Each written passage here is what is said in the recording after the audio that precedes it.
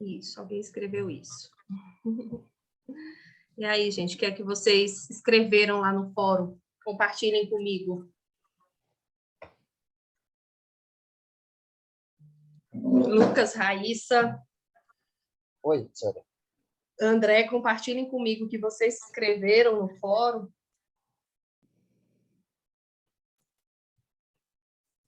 Tem mais gente aqui, a Suzana, a Ingrid, a Samila, a Laurivânia. A Laurivânia não abriu a boca esse semestre. Ângela, nessa disciplina. Beatriz, a Ana Carolina está assistindo a aula hoje.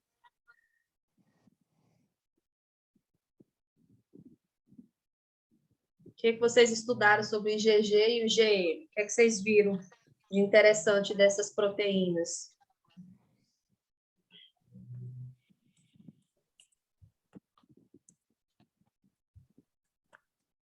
Então, professora, né, quando a gente fala sobre IgM, né, ele está sempre na fase inicial de todas as doenças, né?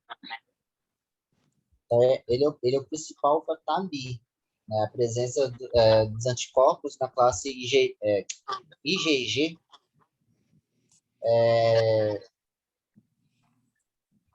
cadê? Indicável, já é decorrente há algum tempo, desde a infecção. É interessante. Né? Um está presente no início, o outro já está na infecção. Exatamente. Isso aí nos ajuda a quê? O que resulta dessa informação que a gente tem sobre o IgG e o IgM? Nos norteia quanto ao quê?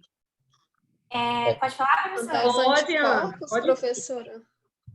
O IgG e o IgM, que na verdade eles têm um objetivo de defender o nosso organismo contra os agentes, né, infecciosos, as suas toxinas. E a diferença entre os dois é que eu acho que o IgM, ele é a primeira a ser produzida, né? O primeiro anticorpo que o nosso corpo vai produzir, e o IgM vai ser e o IgG vai ser uma coisa mais tardia. Exatamente. Tá? Todo enfermeiro precisa saber disso. É extremamente importante. Agora, eu queria resposta para a minha pergunta. Fala. É Raíssa ou é É a Raíssa. Assim, eu não respondi o fórum ainda, e hoje, especificamente, o que eu respondi foi a questão do aleitamento materno, né, que tem a ver mais com o IgA. Sim, a gente Mas, vai assim, falar sobre isso. E eu posso contribuir, né, que eu lembro, quando se fala em IgM e IgG, é que, assim, eles são as duas principais imunoglobulinas, né, que são investigados com maior frequência nos exames. Investigar. Vocês estão quase no que eu quero saber. Pode continuar. Isso, e eles dois têm uma ação conjunta, né, na proteção imediata e a longo prazo contra as infecções, né, e a gente está bem mais familiarizado, né, com esses dois termos devido ao Covid, né? É através dele que a gente vai ter a resposta de se o nosso corpo está produzindo anticorpos contra essas doenças. Exatamente. A palavrinha que eu estou aguardando, vai se alguém capta o raciocínio. Elas vão contribuir com o quê? Prevenção? Não. Com a memória imune. Também a memória, sim, mas está faltando uma palavrinha-chave que vai ajudar vocês no dia a dia do trabalho. Futuras infecções? Não. Vacina, professora. O que, assim, identificar IgG e IgM vai contribuir com o quê na prática profissional de vocês? A prevenção, professora? Não, ainda não. Para identificar se tem ou não início de infecção. Isso chama-se de quê? Exame. Um exame é o quê? Um diagnóstico, certo? Diagnóstico. Então, Esse resultado, a IgG e IgM, vai auxiliar vocês na identificação, né, nesse diagnóstico, no rastreamento da resposta imunológica do paciente de vocês. Então, se eu tenho IgM mais ativo, o que eu vou entender? O que eu interpreto com isso? Que eu estou na fase aguda da doença. Que digamos assim, o paciente ele está manifestando sinais clínicos da doença. E o IgM, quando ele passa a ser produzido, o que é que me norteia? O paciente já está adquirindo imunidade para aquele quadro. Deixa eu só... Ele já está adquirindo imunidade para aquele quadro e ele está saindo, né, ou estabilizando aquele quadro, tornando uma doença. A doença está crônica, ainda não resolveu, mas ele está ganhando imunidade, ele está resolvendo. Os anticorpos deles estão conseguindo vencer, superar aquela doença. Tá? Então, quando a gente fala do IgG e do IgM, a gente consegue ter uma noção da resposta imunológica do paciente, a curto prazo e a longo prazo. Na vivência prática de vocês, existem outras situações que vocês vão trabalhar com IgG e IgM. Hoje, o Ministério da Saúde, ele já disponibiliza os testes rápidos para dengue, zika e chikungunya. Então, por serem doenças muito frequentes, né, nos últimos anos, eles fizeram identificações rápidas. E lá o que vocês vão identificar é isso. Assim como tem uma infinidade de doenças que conseguem ser mapeadas, rastreadas para controle diagnóstico, certo?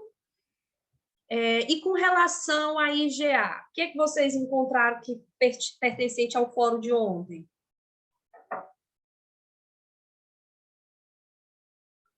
Alguém queria contribuir sobre a IgA? Eu falei, né, professora, que foi onde eu dei mais uma estudada e que, assim, o IgA, ele é a principal imunoglobulina encontrada no leite materno, né? Uhum. E, assim, de uma importância que não é só na fase inicial da vida humana, mas é para o restante da vida, né? Exatamente. Eu estou tentando lembrar aqui, eu fiz o texto lá que fala sobre a imunoglobulina e fala, né, que através do aleitamento materno,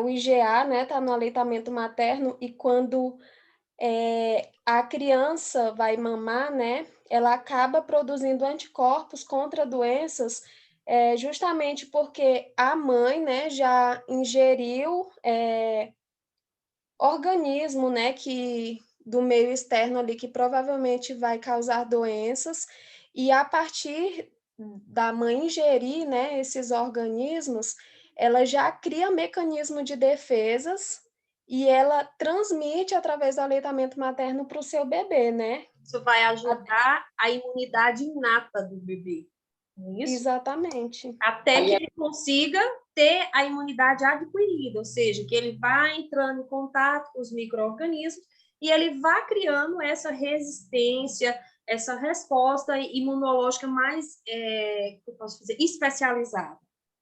Sim, e lá fala, né, que o IgA ele tá presente principalmente no sistema respiratório e gastrointestinal, na fase adulta, né? Sim. Isso só para você ver como é uma coisa que é importante não só para a questão da infância, mas para o restante da vida mesmo. É uma coisa importante que eles descobriram que no intestino do bebê ele tem uma proteína que é como se ela fosse ativada pelo aleitamento materno, pelo IgA do aleitamento materno. E aí, quando o bebê não faz o primeiro, digamos assim, a primeira refeição, a gente pode falar, o leite materno, ele lava essa proteína do intestino, para a gente ver o tão complexo que é a questão do aleitamento materno. Então, hoje, além de ser um protetor para o sistema gastrointestinal, ele ainda tem a questão, né, de garantir essa imunidade para o bebê. O que a gente conclui que os anticorpos são? O que eles nos auxiliam? Professora, Oi, Raíssa. em relação ao COVID, a mulher que já teve COVID e aí ela engravidou, é possível o bebê nascer imune ou se tornar imune através do aleitamento materno ou ainda na barriga da mãe através da questão transplacentária? É possível? O IgG, ele passa a barreira transplacentária. O que pode garantir? Uma imunidade extra para esse bebê. A gente não pode garantir que ele não vai pegar a doença, né? Não tem estudos. Mas a gente pode pensar que ele teria uma imunidade extra, né? A mãe teve, passou uma parte dessa memória para ele, e talvez, se ele vir a ter a doença, ele vai conseguir ter uma resposta muito mais rápida e com sintomas bem mais brandos. Até porque, gente, a gente vai ver que a questão do COVID, né? Por que ela afeta menos os recém-nascidos e as crianças? Porque eles têm um sistema imunológico pouco desenvolvido. E a gravidade do COVID, ele desenvolve mais quando há uma intensa resposta imunológica. A gente tem que pensar que nem sempre a resposta imunológica exacerbada é algo benéfico para o nosso corpo. Às vezes ela age contra a gente, como é o caso da COVID. Algumas pessoas, elas fazem uma intensa reação, desencadeia um intenso processo inflamatório e ele não consegue mais sair daquele quadro. Então, a gente tem que pensar que nem sempre essa resposta hiperacentuada, ela pode ser benéfica para o nosso organismo. A prova disso é o COVID. Então, é como se a gente respondesse mais rápido e com menos intensidade, a gente consegue sair rápido do que aquele organismo que fica tentando combater. Ele vai desenvolvendo cascatas inflamatórias muito mais prolongadas e uma série de reações que causam, que pode acontecer quando a gente for estudar a inflamação, que é a inflamação sistêmica, que é o que ele causa. Ele sai daquela inflamação local e passa a produzir inflamação sistêmica, que é a CIRS, S-I-R-S, e que essa é o que é o mais lesivo para o paciente, né, de COVID. Então, os anticorpos, gente, eles são a nossa eles são a nossa linha de defesa e eles são responsáveis pela nossa imunidade humoral. A imunidade humoral, ela é mediada por anticorpos, tá? Ela é a longo prazo, ela estabelece uma relação de memória e ela trabalha com a questão das imunoglobulinas, que são glicoproteínas, certo? Eu fiz um resuminho bem básico para vocês pararem de ter medo de mapa mental. Eu postei no grupo, isso eram algumas informações bem básicas, nem sei como eu coloquei, que eu estava colocando no grupo. Oi. Só comentar assim, uma coisa que eu não sabia, né, em relação às imunoglobulinas, é que cada uma ela é encontrada assim, em um lugar, né? Sim. E eu falei, né, a IgA ela é encontrada no trato gastrointestinal, na saliva, na lágrima, e o IgG já é encontrado mais abundantemente, né, nos fluidos corporais e em outros lugares, e assim as outras imunoglobulinas, né? Sim, elas têm, porque o que acontece? Elas precisam proteger todas as áreas do nosso corpo, elas não podem se concentrar só na periferia, né? A IgM, ela é mais no sangue e menos nos tecidos.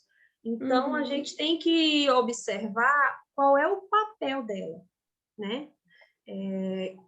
E outra coisa, quando o nosso sistema de anticorpos, ele não é efetivo, aí o nosso organismo vai dar seguimento ao sistema complemento, que aí já é uma cascata de outras informações. O nome é sistema complemento, mas ele é complexo, ele é bem complexo, né? E ele poderia até receber outra denominação, porque ele ativa uma série de outras proteínas, são 30 proteínas que participam dessa reação do sistema complemento. Então, quando o nosso sistema de anticorpos ele deixa de ser efetivo, aí a gente já tem outra linha de imunidade que o nosso organismo vai abrir mão. Eu tenho bem pouquinho slide só para mostrar algumas imagens para a gente discutindo aqui. Deixa eu apresentar esses aqui. Deixa eu ver aqui, ó. O que a gente pode ver aqui?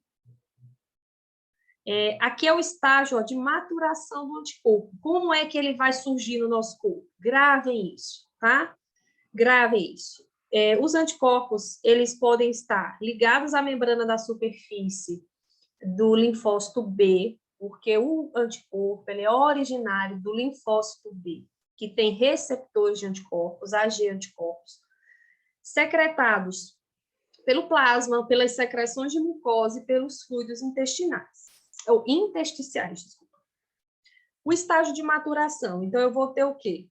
A célula tronco, né, lá do sistema mieloide, lá originária da medula óssea. Aí eu tenho as células pré-B, elas amadurecem, né, e transformam-se na célula B madura, e aí elas começam a capacidade de produção de IgD e IgM.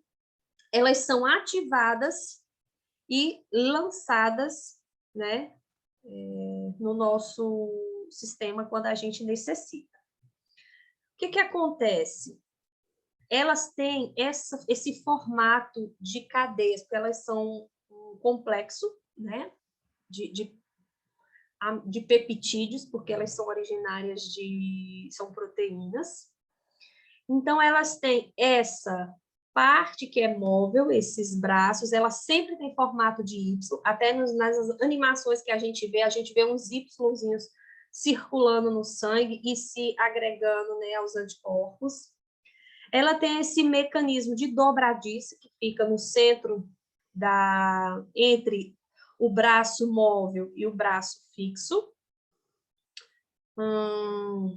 Elas têm esse formato diferente na apostila que eu dei, elas podem ser monômeros, pentâmeros, dímeros, né? Isso vai depender da cadeia leve, que é a região variável do anticorpo. Então, aqui é a parte, a cadeia leve, a parte variável, e essa é a parte, digamos assim, fixa, que não é móvel, né? Digamos que ela é padrão. Nas periferias, nas extremidades, a gente vai ter o domínio do IgG, aqui, o sistema dobradiça. Essa é a apresentação estrutural, elas são enoveladas, né, quando elas são secretadas em formatos de cristais. E elas terminam com esse formato de Y, né? Onde a cauda ela fixa, né, no citoplasma e as cabecinhas elas ficam para se conectar ao antígeno. Então, formato de dobradiça, né, serve para facilitar com que ela se molde à superfície celular, né, ela não é rígida, então ela consegue, os bracinhos dela conseguem se mover para fazer essa fixação. Aqui, ó. Tá? Então, nós temos 5 isótopos de anticorpos humanos, o IgG, o IgM, o IgD, o IgA e o IgE. Aí elas são derivadas de cadeias, né, alfa, gama, mu, delta e Y, porque isso aí tem a ver com a composição química dela, né, estrutural de moléculas lá, não tem a ver. Então, agora aqui, o que eu queria discutir com vocês. Vamos lá. O IgG, onde é que a gente vai encontrar o IgG? Ele já é resposta secundária. O IgM é a resposta primária. O IgM, ele não é específico. Ele é, digamos assim, é nosso anticorpo variável que vai se fixar lá com o antígeno de forma para tentar neutralizar ele, que a gente vai ver que o anticorpos também tem algumas funções de defesa. O IgG ele vai surgir como uma resposta secundária, quando o meu organismo ele já consegue produzir anticorpos que neutralizam, né, esses antígenos. O IgG ele faz a opsonização das bactérias. O que é isso? Eles vão e incapacitam elas de se fixarem a outras estruturas corporais. Tá? Então, eles tentam neutralizar ela, impedir que ela faça novas ligações para que vão intoxicar as células e o nosso corpo. E atravessa a placenta. O IgL é secretado, né, geralmente por essas membranas mucosas presentes na lágrima, nos fluidos nasais, no leite materno, no líquido intestinal. A IgE, elas têm a ver com a nossa hipersensibilidade, ela já está presente nos quadros de alergia ou de infecções parasitárias. E a IgD, ela está presente na superfície das células B. Quando o antígeno, que a gente fala, aconteceu a ligação antígeno-anticorpo. Então, o antígeno se liga ao anticorpo justamente para que o anticorpo consiga barrar, neutralizar esse indivíduo. Sendo que, quando ele não consegue, aí vai desencadear outros eventos, que é o sistema complemento, que a gente vai estudar na próxima aula. Então, eu queria discutir isso aqui com vocês. O que realmente o anticorpo faz em nosso benefício? Primeiro, gente, ele vai neutralizar os micro-organismos e as toxinas desse micro-organismo. Ele acaba por ativar o sistema complemento, ele opsoniza os patógenos para poder fagocitar, ele libera citotoxinas, né, mediada por células que são dependentes de anticorpos, e ele ativa os mastócitos, que os mastócitos vão lá para fagocitar determinadas substâncias. Digamos, tem parasitas que são enormes, então o nosso corpo não vai dar conta de fagocitar. Então, o que eles fazem? Libera citotoxinas, que vão ser capazes de causar, né, a destruição das paredes, das membranas celulares desses indivíduos. Professora. Oi. A ativação do sistema complemento, ela não seria só se ele não for efetivo. Exatamente. Entendi. Entendeu? Assim. Porque no slide anterior você fala que ele neutraliza, aí depois ele chama o... Não, aqui não está na ordem, né? Primeiro ele faz a opsonização, ele faz, na realidade, ele faz primeiro a aglutinação. Ele se aglutina aquele... Vou atrás do meu resuminho. Ele faz primeiro a aglutinação, depois a neutralização, que ele imobiliza aquele indivíduo, depois ele faz a opsonização e depois ele faz a lisa. Se essas 4 coisas não funcionarem, eles ativam o sistema complemento. Entendi. Tá? Então, primeiro ele faz a aglutinação, depois ele neutraliza, faz a opsonização, libera as citotoxinas, e se isso não funcionar, né, causando a lise do anticorpo, ele ativa o sistema complemento.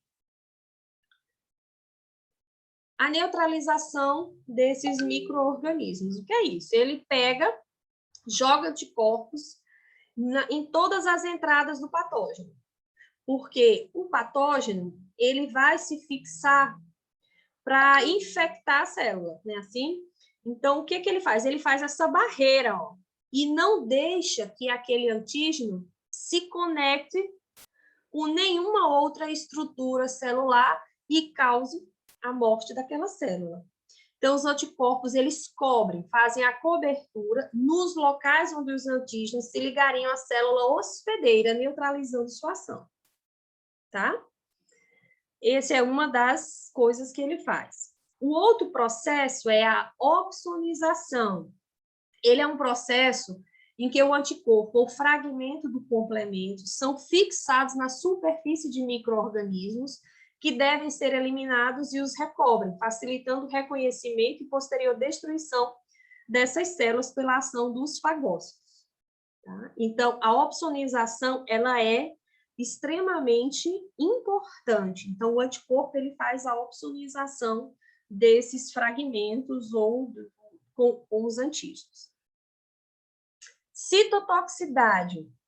Quando o anticorpo, ele neutraliza, ele se acopla às superfícies do antígeno, né, fazendo aquela ativação antígeno-anticorpo, ele vai liberar citotoxinas. E qual o objetivo dessas citotoxinas? Fazer a lise, fazer o quê? A quebra. Vocês estão vendo essas bolinhas aqui, ó? Nessa segunda imagem? Aqui, ó, são as citotoxinas sendo liberadas, e o objetivo delas é o quê, ó? Destruir aquela célula infectada com a apoptose, que é a morte da célula, a morte programada. Ele faz uma morte programada dessa estrutura, porque ele pode se ligar ao anticorpo de forma circulante ou fazer aquela conexão com as células apresentadoras de antígeno, injetar as toxinas dentro da célula e aí fazer a apoptose celular, que é a morte programada da célula. Normalmente, os macrófagos auxiliam também nessa tentativa. Tá? E aí, depois, eles fazem a ativação do sistema complemento, que é uma cascata de 30 proteínas, que a gente vai estudar na próxima aula, como que esse mecanismo acontece. Deixa eu ver, esse aqui eu não quero. Pois é, esse aqui já não precisa mais, não. Deixa eu mostrar outra coisa que eu quero. Aqui.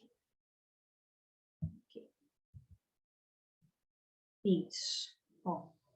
Outra coisa que é importante a gente discutir, que seriam os resultados. Não, antes disso, deixa eu ver. Ai, gente, como é que mexe nisso? Aqui.